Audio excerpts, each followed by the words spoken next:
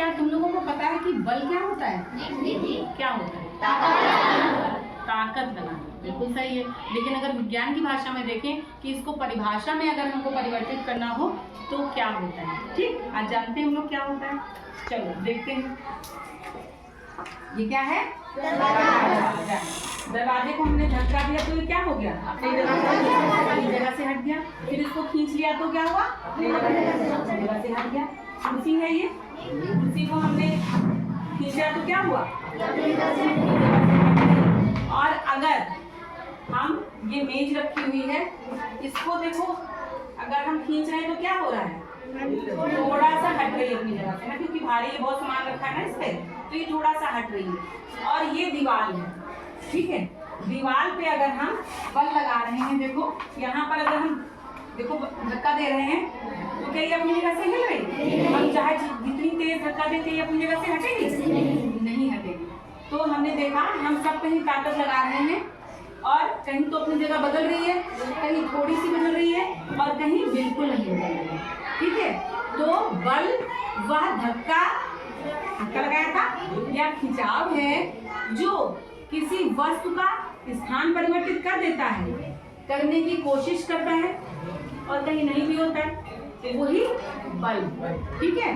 और यानी बल वह धक्का या खिंचाव है जो किसी वस्तु का स्थान परिवर्तित कर देता है या करने की कोशिश करता है।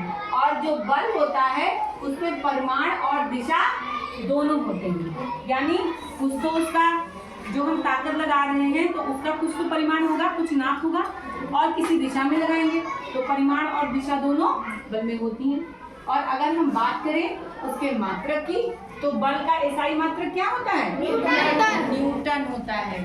और अगर हम बात करें दाब की, ठीक है, तो एकांक क्षेत्रफल पर लगने वाले अभिलंबवत बल को दाब कहते हैं। दाब का एसआई मात्रक क्या होता है? पास्कल होता है। Very good. अच्छा, बात करें दाब की तो दाब बराबर होता है बल बटे क्षेत्रफल होता है, ठीक है। तो बल का मात्रक क्या है? न्यूटन है। और क्षेत्रफल का मात्रक क्या है? Metre square. वेरी गुड, बहुत बढ़िया। तो